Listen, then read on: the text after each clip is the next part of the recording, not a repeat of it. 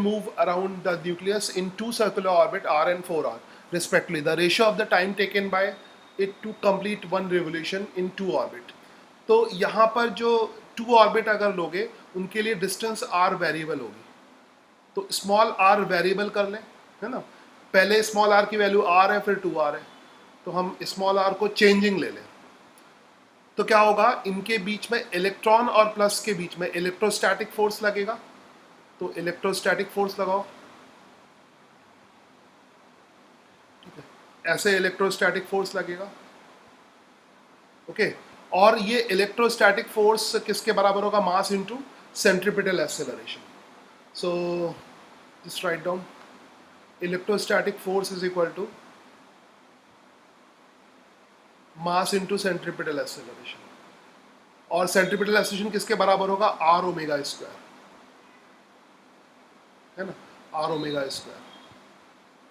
सो ठीक है, electrostatic force की वैल्यू फिर कितनी होगी, क्यू, यहाँ पे कांस्टेंट आता है एक जिसकी वैल्यू होती है 9 इंटू 10 की पावर 9, है ना, शायद बताया था तुम्हें, मगर फिलहाल उसको कांस्टेंट लिखा रहते हैं, कांस्टेंट लिखते हैं, सी कांस्टेंट है एक, और चार्ज क्यू आएगा, और Q2 कितना आएगा, इलेक्ट्रॉन का चार्ज आएगा। यहाँ पे मैग्नीट्यूड लिख रहे हैं इसलिए नेगेटिव साइन नहीं लिख रहे हैं, तो ये पूरा कांस्टेंट है, तो ये हो जाएगा K Q1 Q2, ये एकदम ग्रेविटेशन वाले फॉर्मूले की तरह होता है, G m1 m2 divided by r का स्क्वायर, ठीक है।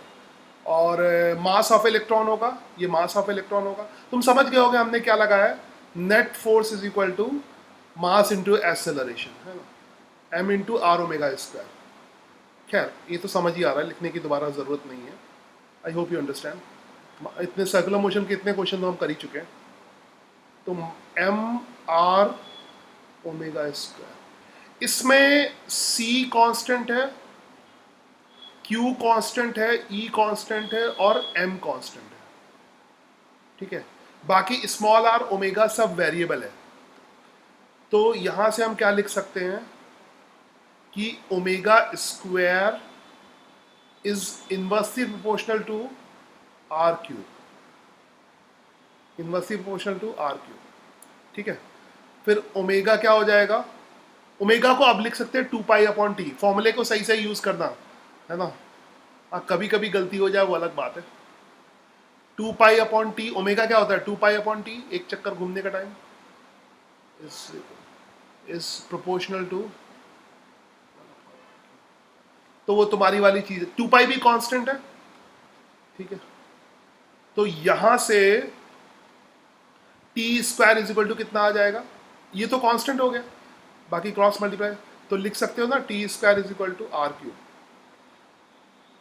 तो अब वो चीज आ गई जो उत्सव ने बताई थी, उत्सव ने बताई थी ना, हाँ, अब वो चीज आ गई, अब कर सकते हो, ठीक है।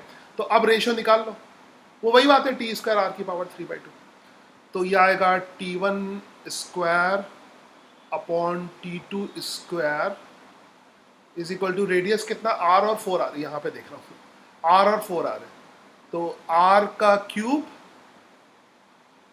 R का क्यूब, R का क्यूब और 4R का क्यूब, यानी R अपॉन 4R का होल क्यूब,